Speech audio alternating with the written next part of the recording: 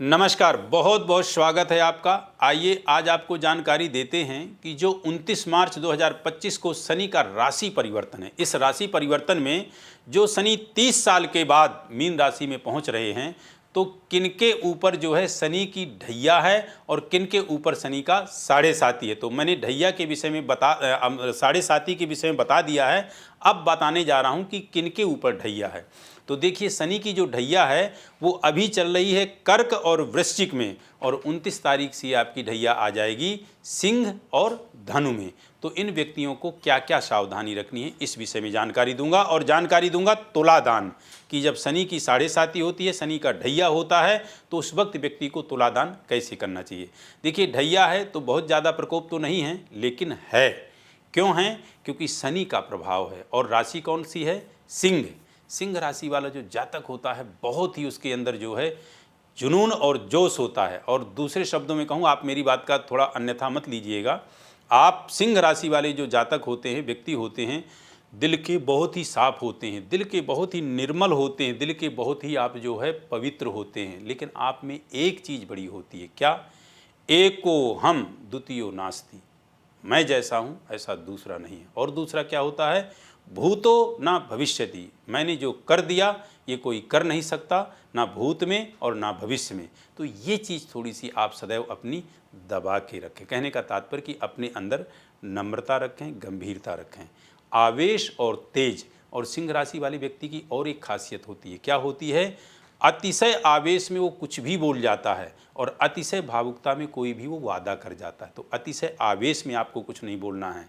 क्यों? क्योंकि वह आपका बोला हुआ शब्द सामने वाला व्यक्ति अपने हृदय में बिल्कुल पूरी तरह से दबा के रह जाता है। कहने का तात्पर्य कभी न कभी आपको उसका वो है प्रत्युत्तर देता है, और प्रत्युत्तर देगा ही देगा। और यदि वो नहीं देगा तो आपको नेचुरली प्रत्युत्तर उसका जो है प्राप्त होगा।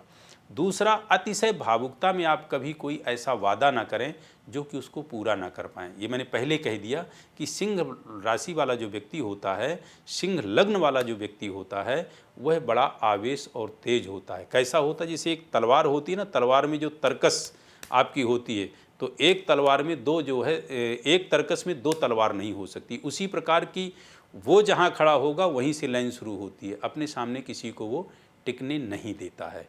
तो ये थोड़ा सा स्वभाव आप कम करेंगे। और सिंह राशि में उपाय क्या करना है? उपाय आपको शनि का नहीं करना है, ढैया शनि की लगी है, लेकिन मैं कहूँगा उपाय आपको सूर्य का करना है। क्यों? क्योंकि सूर्य ही में ही इतना आवेश है, जोश है, तेज है कि आपके अंदर वही आवेश और तेज जो जोश है उसको आप बर्दाश्त नहीं कर पाते, वो आपका झलक जाता है, बाहर निकल आता है। तो इसका आपको ध्यान देना है। दूसरा क्या है कि जिनकी धनु राशि है उनके ऊपर जो है शनि का ढैया रहेगा, तो उसमें जो है बृहस्पति ग्रह पीड़ित उधर मीन में भी हैं और यहाँ भी हैं। तो धनु राशि वाले व्यक्तियों को भी जो विशेष उपाय करना है वो प्रभु रामचंद्र के मंत्रों का जाप करें या भगवान विष्णु के मंत्रों का जाप करें, और उसके साथ साथ हो सके तो आप ढैया वाले भी तुलादान करें। तो अब मैं तुलादान बताता हूँ। ये तुलादान विशेष करके साढ़े साती वालों के लिए तो बहुत अनिवार्य है ही, लेकिन ढैया वाले भी करेंगे तो अच्छा रहेगा। तुलादान क्या है? तुलादान का मतलब होता है शरीर के वजन के बराबर अन्न का दान। अब तुलादान और शनिदान दो चीज़ें हैं। शनि की कुछ चीज़ें आप दान में निकालेंगे, क्या होगा?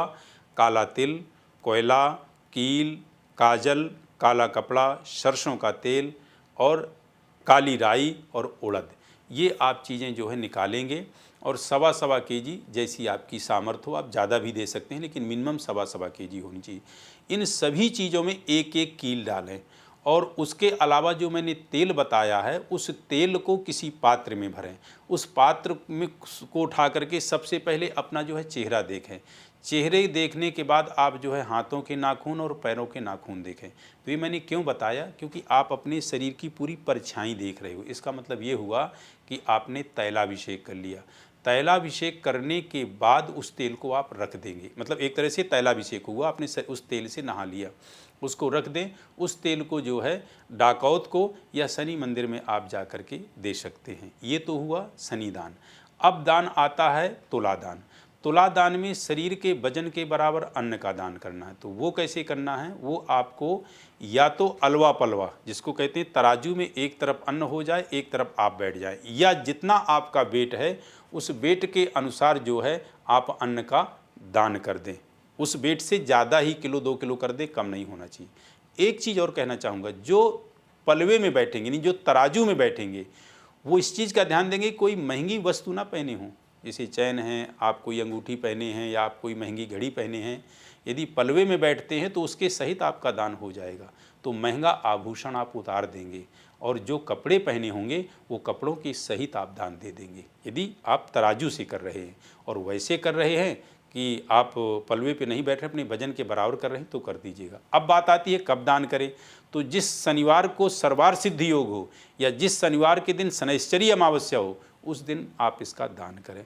अब बात आती है कैसे दान करें। तो इस दान को संकल्पित करेंगे। कहने का तात्पर्य, किसी अच्छे ब्राह्मण से आप बाकायदे संकल्प कराएंगे और उस संकल्प में मेन आप जो है शनि दोष निवारण हेतु आप जो है दान करेंगे। जैसे कि आप अपने कुंडली में सूर्यादि नवग्रह अनुकूलता प्राप्तये दशांतर दशायाम गोचरे चा ग्रहानुकूलता पूर्वकम सर्वा अरिष्ट निवारण पूर्वकम, और उसमें आप जो है अपने 7.5 ढैया जो भी आपके है उन पंडित जी को बोलेंगे। तो इन सारी चीज़ों को वो बोल करके फिर आपका जो है संकल्पित दान कराएंगे। अब दान किसको देना है, यदि कोई ब्राह्मण ले ले तो बहुत अच्छी बात है, ब्राह्मण ना ले तो आप गौशाला में दान दे सकते हैं। इस प्रकार आप करें। निश्चित रूप से आपके ऊपर जो शनि प्रकोप दोष है वह बिल्कुल भी आपको परेशानी नहीं देंगे, और देंगे भी तो बड़े आसानी के साथ आपका यह समय निकल जाएगा। और निश्चित रूप से आपको अच्छा फल और अच्छा उसका जो है उत्तरोत्तर जो है आपको सफलता प्राप्त होगी, चाहे वो किसी भी फील्ड में हो, व्यवसाय में हो, व्यापार में हो, और किसी भी प्रकार का आप प्रतियोगिता एग्ज़ाम दे रहे हैं जो नहीं पास हो पा रहे हैं, तो आदि चीज़ों में हो। फिर बता दूं, ये तुलादान बहुत अनिवार्य है। जिनकी 7.5 है, जिनकी ढैया है, वो भी करें। निश्चित रूप से आप सभी राशि वालों को बहुत ही अच्छा परिणाम और बहुत ही अच्छा फल प्राप्त होगा। इन्हीं शब्दों के साथ नमस्कार। अगर आप मुझसे जुड़ करके अपनी समस्याओं का समाधान चाहते हैं और चाहते हैं कि आपकी समस्याओं को ज्योतिष के माध्यम से सुलझाया जाए, तो आप हमसे संपर्क कर सकते हैं, जुड़ सकते हैं एस्ट्रो तक पर।